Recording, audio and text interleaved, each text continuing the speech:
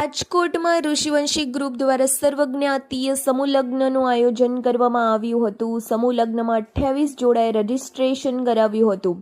સમૂહ લગ્નમાં ભાગ લેવા માટે 40,000 રૂપિયા ઉઘરાવ્યા હતા. સમૂહ લગ્ન 22 ફેબ્રુઆરી એટલે કે આજે હોવાથી વરવધુ પક્ષના જાનૈયાઓ આયોજન સ્થળે પહોંચ્યા હતા. આયોજન સ્થળે પહોંચ્યા તો જાનૈયાઓને ખબર પડી કે અહીંયા કોઈ પણ પ્રકારની વ્યવસ્થા નથી. આયોજકો આવ્યા જ ન હોવાથી લગ્ન અટકી પડ્યા હતા. ત્યારે લગ્નની ખુશીના પ્રસંગમાં ગમગીન દ્રશ્યો સર્જાયા હતા. જાનૈયાઓ ઢીલા મોઢે એકબીજા સામે જોઈ રહ્યા હતા.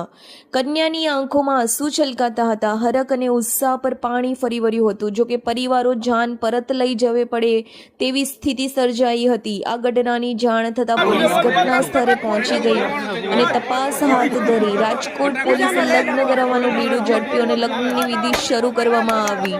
જ્યારે રાજકોટના વિપક્ષના નેતાએ જમણવારની જવાબદારી સ્વીકારી અને ગોર મહારાજ બોલાવીને લગ્ન વિધિ સંપન્ન કરાવતા વરવધુના પરિવારજનોમાં ખુશીનો માહોલ જોવા મળ્યો હતો. Reporter Jayanti Patel, DT news live 24 Rajkot.